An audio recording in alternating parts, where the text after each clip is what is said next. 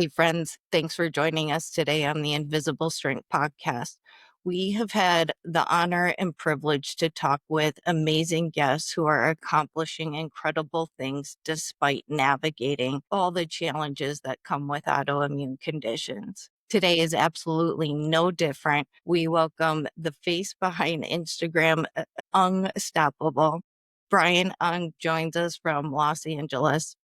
Today, we're talking about the emotional toll and the mental challenges that come with chronic illness. We'll also get his take on the latest medicinal treatments given his experience in the pharmaceutical industry. Brian, welcome to the show. We're excited to have you. Awesome. Happy to be here, Karen and Chris. I'm really excited to, get into my journey and hopefully share some tips along the way. So pleasure to be here. For sure. And Chris, as always, good to see you. Thank you for being here. It's a joy to be here with you, Karen, and excited to talk with you, Brian, for sure. So, we always talk about how these illnesses are a part of us, but they're not all of us. Brian, can you share and tell us about who you are as a person outside of being a patient? Yeah, sure. I'd love to. And thanks for starting with that. Like you said, we're more than just our diagnoses. So yeah, a little bit about me. So I'm a proud son of two immigrants. My mom came from the Philippines. My dad came from Cambodia. I have a sister who lives in Seattle. I myself reside in Los Angeles. I've grown up here, lived here most of my life. I did live in the East Coast for a few years, first attending pharmacy school in Baltimore, which I met my wife there. So Baltimore always has a soft spot in my heart. And then I lived in New Jersey for a few years when I started my career in the pharmaceutical industry. Outside of work, I'm a diehard Lakers fan, played basketball all my life when my health permits. So enjoy doing that. Also into fantasy football. I also like reading. That picked that up back up a couple years ago. So into sci-fi, type of fantasy type of reading, as well as some light nonfiction to kind of keep up to date with like mental health topics and that sort of thing. Yeah, I live here in LA, like I mentioned, with my wife and our rescue dog, Ollivanders, who maybe I'll make an appearance later. Here for it. No, I love that. I loved hearing about your ability to sort of like not only find new hobbies, but also to still enjoy playing a sport. So I'm curious because as an avid basketball fan, Knicks fan myself, so respect to the Lakers for sure. But how do you sort of gauge that sense of listening to your body with the demands of a sport like basketball that we're passionate about, but it really does demand a lot of us? Yeah. I mean, it's really tough. And I think I don't know if I have all the right answers, but some things I try to do is, we talk about listening to our bodies. So that's really top of mind. So, everything from like how I'm feeling in the morning, like, is this a day where I feel like I have the energy to push it or some of my joints hurting, that sort of thing. I think even as we get older, even healthy people, like the importance of the stretching, the mobility, that's just something I think you have to do if you want to play a sport like that. But there have been times where, I was, of course, like in and out of the hospital where those were times where I was like, I know I can't do something as crazy as this. Right. Right. So I think for me, it's finding ways to still be, enjoy that love of the game, whether it's not playing. So, of course, watching, listening to a lot of like podcasts about basketball, video games, that sort of thing. So just finding ways to kind of just be, attached to it, even if you can't play it. But when I do feel like I'm relatively healthy and have the energy, those are times I really try to, kind of maximize it and try to play, when I can, because I know it's not going to always be this way. So I want to try to enjoy the good days too. But it is tough. Sometimes you feel like you want to play all day, but then, you kind of have to put those barriers. I kind of related to like, we talk about like, with lupus and be having some sensitivity to the sunlight and thing where you can only do maybe small doses. And so that's kind of similar thing what I try to do with basketball and being active in general. I hear that. Yeah, I started with that because I know for a lot of men in particular, even though all sorts of folks love basketball, it's really become not just something that's good for our physical health, but also our mental health. So just take us back to that genesis when you were initially diagnosed. Like, how did you deal with that physically, emotionally, and mentally? Yeah, it's a great question. I'll answer it in a couple of different ways. So a little bit about my journey. I was diagnosed with scleroderma. Hmm. Well, initially it was undifferentiated connective tissue disease, and then just kind of worked in the scleroderma. That was at 21, shortly after I graduated college. I had what I know now is like Raynaud's, so the blueness of the fingers, Yeah. which came and went. And then eventually I had like a finger ulcer. Finger ulcers, they were really painful. Kind of knew something was wrong. So I got diagnosed there. Maybe I'll start there and then I'll go to my lupus diagnosis. That was the time where I was diagnosed. I was about like 20, 21 or so. I just graduated college. And I felt like I was partly in denial of it just because I was like, oh, my friends are not dealing with these things. Like, I don't really have to deal with it too. Mhm, So, of course, I went to the appointments, took my medicine, all of that. But I think mhm, I kind of just stored it away. And I didn't talk about it with my friends. I have a lot of big group of I have some really great friends that I've known for a lot, but it's just, with guys, it's just a little bit harder. I feel mhm, like, especially at that age, to talk about really what's bothering you.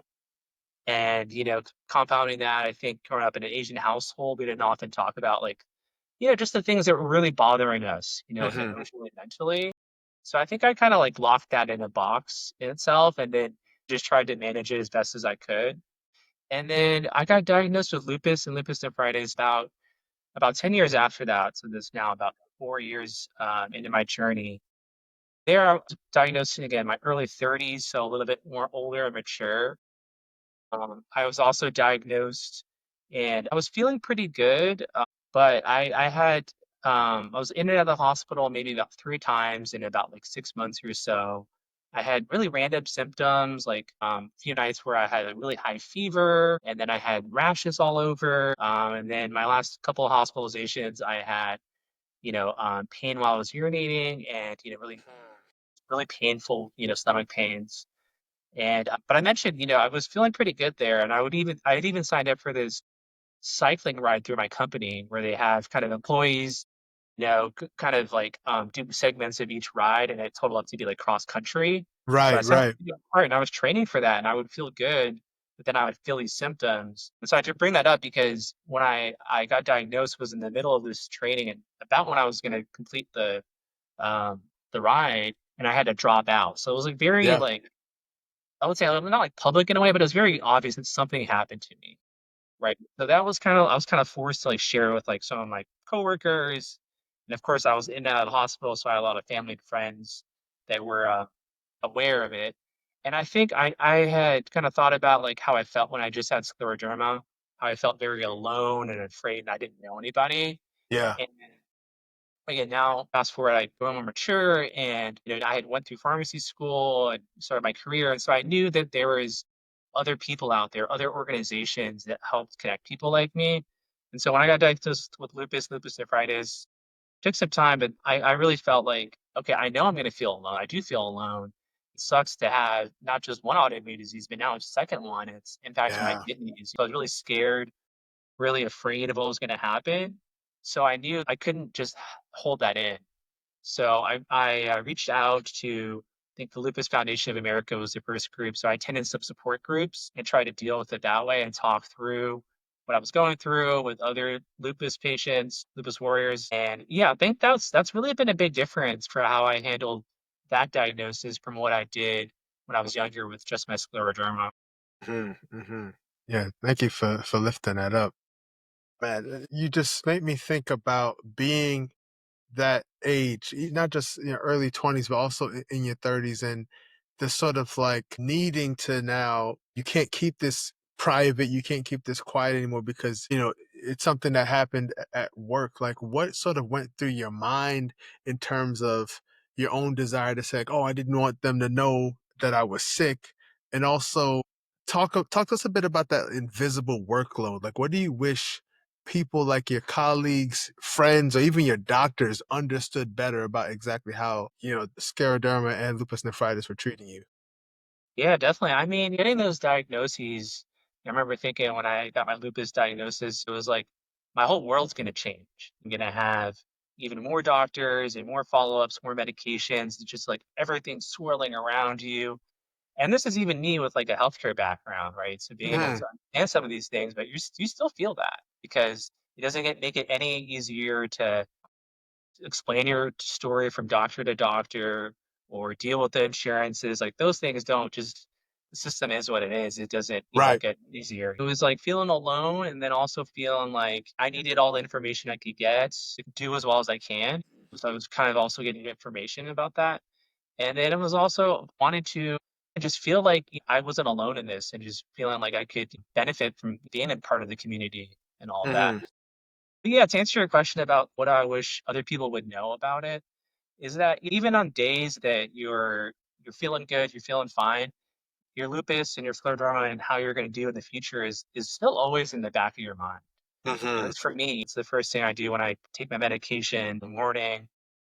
But even as I'm doing a normal day to day, today nothing new pops up because I've had that happen where like one day I was okay and then a few days later I'm in the hospital. You never know. So those things are always in the back of your mind. It's always there. So that's what I try to communicate to people is that taking care of your mental health, checking in with yourself is definitely important. Absolutely, no doubt, and you can't emphasize that enough. Especially, I think it's universally true, but I'm just once again thinking about just so many of the like stereotypes and realities of men avoiding going to get healthcare. You know, just like man, that what your elbow's been acting weird for years, man. You get that checked out. Nah, I'm fine. Like this is just how my elbow is. Like there's such a stigma around it for us as men. So I think emphasizing that, Brian, is really important. So Yeah. Yeah, and it's funny you mentioned that. Like, I'll talk to my friends now about some stuff, health stuff they're going through, and they'll say that stuff, and I'm like, man, guys, you don't know how lucky you have it.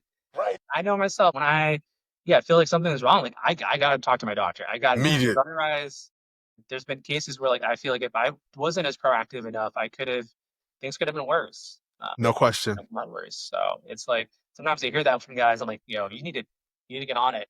Yeah, Everyone gotta do what they gotta do, but I try to tell them like, no, you should look into that. You should get that checked. Brian, you seem like a very proactive person wanting to get your hands on any information you can get and being forthright and communicating about your conditions. How do you continue to navigate an intense career and how much do you communicate ongoing with your coworkers?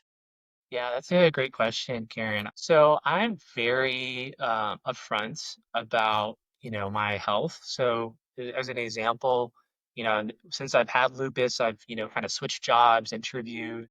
So when I've got to the point where like, okay, I feel like I'm gonna, take this new job on, I do tell my hiring manager to be like what I'm going through, what that kind of looks like. And I know I don't have to. And part of me is also like, well, could they like pull the job offer, if they tell them, right? I do think that, but I don't know. I feel like I've had cases where things will happen and I'll just all of a sudden need to go to the hospital or I can't do the same work as I was doing the day before. So I really felt like giving people the heads up, kind of educating them because we're an expert in our own condition and our own health. But other people haven't been on that journey and maybe don't know anyone that has, autoimmune disease or lupus. So it's kind of educating them about what that is, what that looks like for me, So in the event that I can't, do what I can do today, or I need some extended time off, or they're going short term, that like they're aware of like, okay, like he's told me about that. It's not just like I'm dropping this bomb on him as I'm also dealing with some serious stuff in myself. So I really feel like that's been helpful. Now I realize like not everybody's workplace maybe are they're comfortable for that, but I have felt like I've been able to express that to like my bosses and my coworkers that this is something I do deal with. And I also use it in a way where it's not always a negative. Really active in patient advocacy. I raise money for the Lupus Walk in LA. I also use that as an opportunity to promote that as well too. that's awesome, man. Like think about the trepidation I know I felt like having to tell an employer about what was going on with me. So I really appreciate you lifting that up because it is such a scary space, even though we know that there's like legal protections, right? But like, nevertheless, it does feel so vulnerable and scared to do that. So tell me, like, is that something that, Brian, is that something that you always have had with you in terms of being able to have the sort of like courage about speaking about, hey, this is what's going on. I'm just going to lay it out on the table? Or was there a turning point that allowed you to be more vulnerable publicly? Yeah, I wasn't always this way. So as I mentioned like earlier with my scleroderma, how I kind of kept that, hidden. I didn't talk about it. I was just dealing with it on my own. So I didn't, when I did start work, I only had the scleroderma and I didn't tell anyone, right? I think it was when I got diagnosed with lupus, and again, it was like a little bit more public that I was going through something that, I just had this realization. I was like, people can judge me, they can say what they want or whatever, but like what I'm going through in my own lupus journey and the health kind of struggles I had is like so much worse than what anyone could do to me.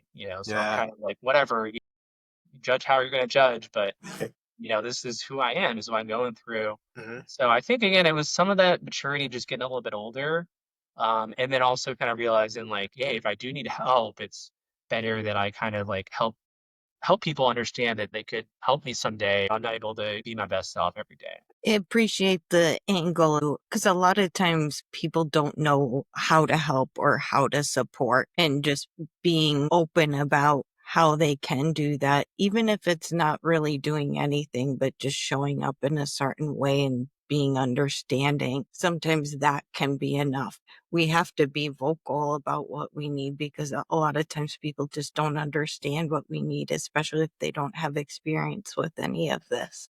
Yeah, I mean, I find that especially true even outside of work. Like a lot of my guy friends, really good friends, but it's just, I think expecting them to like ask me a bunch of questions about my health and how I'm doing, and it's just maybe not their skill set. For a while, I was like frustrated about why they wouldn't, but then asked if like fundraise for this walk for LFA, and they've done like an amazing job of that. My friends now host yearly like get together where he raises money for my walk. And another friend developed this logo for me. I was like, hey, give me something that's like incorporating like my love of like Kobe and the Black Mamba and like lupus. So he created this logo and he was like so about it. So I think I've just realized that like people have different strengths and weaknesses like we do, right? And you kind of have to help them. You have to vocalize what you need and want, and they'll help try to match where they can. But you can't expect everybody to be everything for you. So that I realized. Now I was just stuck, especially with Brian bringing up like Mamba mentality. I can see this sort of like lineage with that, with being unstoppable. So talk to us a bit about what that word means to you now, especially considering all that you've gone through in your journey and all that you hope to accomplish going forward. Yeah, thinking about all the struggles I've been through and looking back at it and just, realizing like I am strong. Like this is not easy that people have had to go through. Like most people don't have to go through these, right? It was a way for me to create an identity that was not like, oh, I'm this person that poor me, I have these autoimmune diseases, but no, like I actually have some strength. I've gone through some tough things. So I think it was a way for me to just kind of like give it more of a positive identity and really take ownership of like, I have lupus, but lupus doesn't have me. Right. And reframing that, I think for me, that's been really helpful. Yeah, for my own mental health, realizing that I might have some setbacks, have some days where I'm not feeling good or I'm in the hospital. But I won't be stopped. This won't be the end. I'm gonna keep going, whatever that is, even if it's just an inch a day. Hmm. I love that. Appreciate that. Brian, along those lines, what is something that you've been able to accomplish that you didn't ever think was possible before your diagnosis? Yeah. So I'll give a couple examples. Even being like this advocate, even talking to you about like my lupus journey, like I probably growing up never would have thought I would be this type of person. Other people in the community are being so vocal about my journey, like I just never would have thought that's what I would be doing. So that's and then, with my lupus diagnosis, I didn't know what the future was going to hold. I didn't know if I could continue playing basketball. I had to stop cycling because that was so much sunlight exposure, so I stopped that. But didn't know what my future was going to hold. And I've had times where my health's been better, it's been worse. But one thing I recently did that has been like a lifelong goal is to be able to dunk a basketball. On. And it's something I've always wanted since I was like a kid, but just I never really, when I was younger, never trained for it. So I did that a couple weeks ago, and Let's go. it was just a really cool moment. And again, I didn't know if I would have the strength to do it. I Right. don't know if I'm able to do it again. I've only done it once, but I'll forever have that video. So that was a really cool. That is amazing. That is so good. Now I love that so much because that is truly unstoppable. You know what I mean? Like that's folks who don't have any kind of condition, but just by virtue of age, it's harder and harder to get up there, and to be able to do that now with everything that you're also overcoming is just spectacular. So I just want to give you a shout out for that. Thank you. Thank you. Absolutely, absolutely. It's so fun. It just adds such a positive vibe to all of it. As we go through these conditions, there's so much heavy, hard stuff. And so when you're able to add in those light moments like that, it makes all the difference. You have to find some joy in life for sure. There's a lot of negativity out in the world, but True. you got to try to find the light. You got to try to find your people that'll raise you up. So how do you deal with it whenever you're hitting a wall with something like lupus? Every day can be just an adventure in terms of like, oh, can I actually like just get out the bed smooth, or is this going to be kind of like putting the Lego pieces together? Whenever you're hitting a wall, physically, mentally, or emotionally, what have you found success in with regard to keep going and encouraging yourself? Yeah, I think, one thing I've tried to adopt is like a mindset of, again, I'm not going to be the same every day or every month, but just taking the joy in like the small wins. Like if I can't, go out and exercise and do my normal routine, if I can just, do some light house chores or take my dog Hmm. out, just Yeah. finding wins, those are still things that are beautiful in life. Just remembering those things, I think have been helpful. I've off and on journaled that me kind of like retain like the gratitude in my life and kind of like give me a sense of like reflection, throughout my day. Those things would really, help. Awesome. Awesome. Those foundational things are so important day to day. Brian, your professional experience is in the pharmaceutical industry. So I'm curious your take on the latest medicine and treatments that are currently available, and then any that you've been keeping an eye on the horizon. Yeah, definitely. I think all the hype right now is the CAR T treatment, which I think is really amazing. Hmm. It's still really early days. So these are treatments for those who don't know, like they kind of use your own white blood cells and they're modified in the lab and then they're programmed to either identify cancer cells or in autoimmune patients identify our B cells, which cause a lot of the autoimmunity. And then those are or reinfused back into you. So it's kind of really just using your own immune system to fight off your cancer or your autoimmune system. In some cancers, they're like a cure almost. I don't want to throw out that word on with everything, but cancers, they're doing really well. Not all cancers, but they're being tested in autoimmune conditions like scleroderma and lupus and myasthenia gravis and things like that. And it's really early days. The trial numbers are really small, but the data looks really promising, and that's all you can really hope for. With drug development, a lot of things fail and all of that, but it does give me some hope that in our lifetime that there'll be something that's really towards long-term remission. That does give me some hope that we're actually using like our own immune system. And these are like really early days. Like CAR T and study in autoimmune has really been only like a decade old. So I mean that sounds like a long time, but really in science it's not. With like AI and all of those things coming, it's like really just the start of kind of these really high scientific treatments. I would say the science of healthcare has like never been better, even though the US, the delivery of it's just never been worse. Yeah. So that's what I'm really excited for. But outside of the drug, we're learning a lot about what causes scleroderma or autoimmune, things. We're learning more and more about what diet and exercise can do. There's a lot of research going on. I hope it continues to get funded and all of that.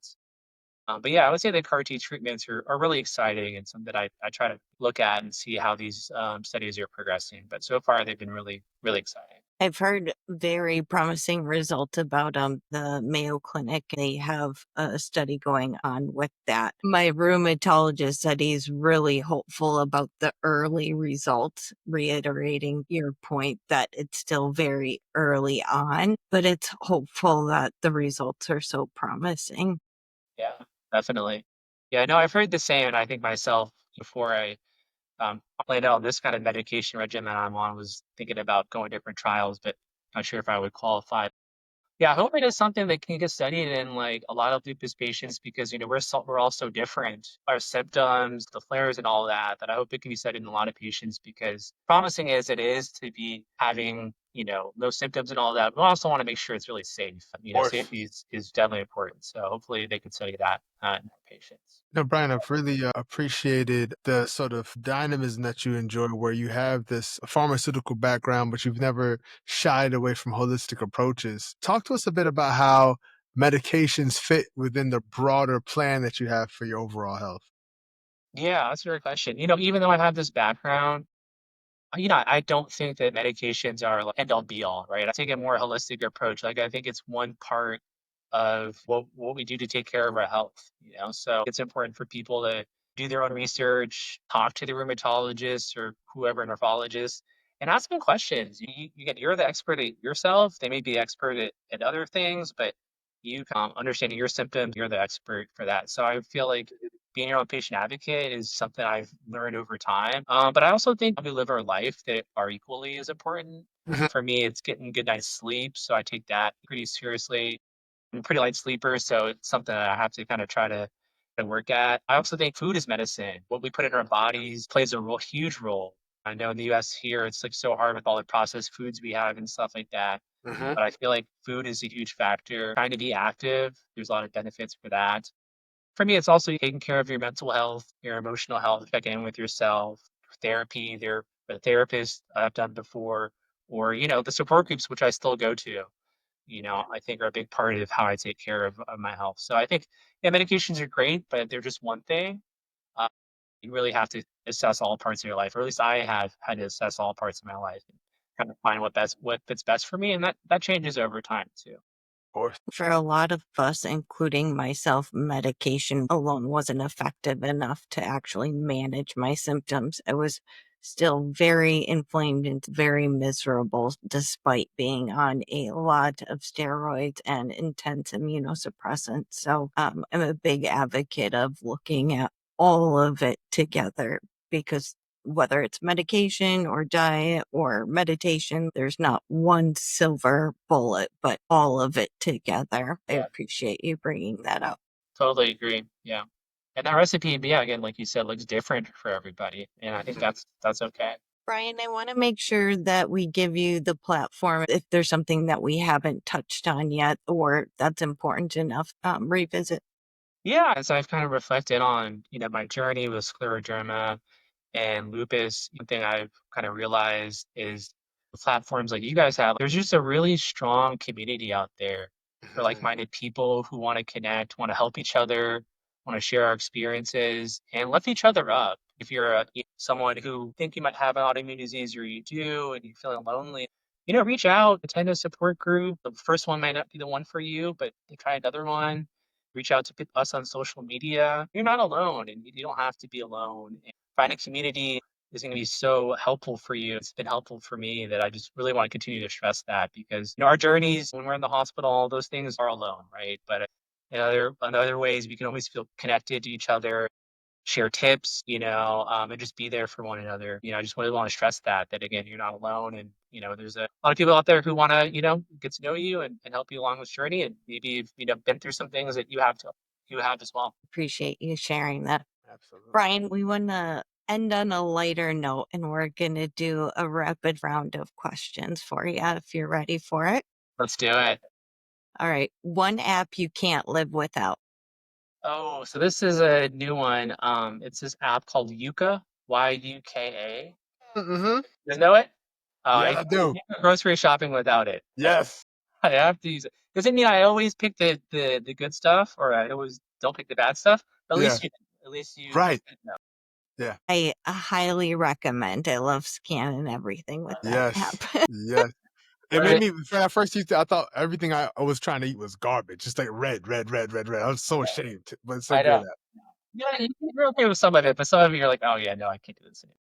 That's right. It is nice that they provide the suggestions, though, They so do. usually it's not too hard to upgrade, Yeah, That's right. no, I love that part. Yeah.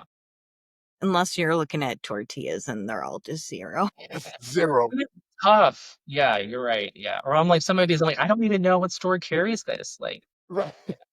Where am I yeah. going? Okay, next question. Would you prefer morning labs or an afternoon infusion? Well, I'm definitely a morning labs person. I'm like, get it out of the way, you know. Yeah, morning labs. What's your favorite way to unwind after a tough day? Ooh, that's a good one. Figure way after the wine. I there if I could if I could find my usual kind of like new episodes of about specific basketball podcasts to listen to, that's usually what I do. Yeah. just nerd out. Yeah. Here for it. Love listening to good podcasts. That works great to wind down. If Unstoppable had a theme song, what would it be? So there's this really old Drake song called Unstoppable. It's like off like it was like one of his first mixtapes. Uh-huh. Some of the inspiration for the Unstoppable. So I would say that's a theme song. Even though I'm not a big huge Drake fan these days. That's a good Got you, got you. Love it. And that you reference mixtapes. one. Yes, yes, We're up there. that's right. And last but not least, what does unstoppable mean? Yeah, I think for me it's just trying to, embody that, we're on this journey and just taking it one step at a time. And even if it's a small step forward, it's still progress. So for me, it's just continuing to, go on my own journey and, I won't let these diagnoses just, be the end of it. I love it. You truly exemplify invisible strength and are perfectly aligned with our unseen yet unstoppable tagline. Brian, we so appreciate you being here and being open about your challenges and the struggles and the reality of living with these conditions. Thank you. Yeah, this was a lot of fun. Thanks for, inviting me on. And this was great chatting with you, Chris and Karen. Honor was ours. This is really, really fantastic. Now you've gotten me like locked in. It's like he said the secret code words, Karen. So all I'm thinking about is now I just want to talk to him about Luca and everything like that. I just gotta save it for Yeah, after the we could show. have offline part two of that. So that's With what I my need. picks and hiring like Woodson and all that. That's right. That's right. Make it I work. knew you were going to get along earlier when Brian and I talked. Oh, you love the basketball, you'll be golden. It just turned on. I was already interested. I got extra interested. Good. To our community, I encourage you to check out Brian's Unstoppable account. He's truly an inspiration and has great energy and is good vibes to be around. Until next time, take care of yourself. Peace.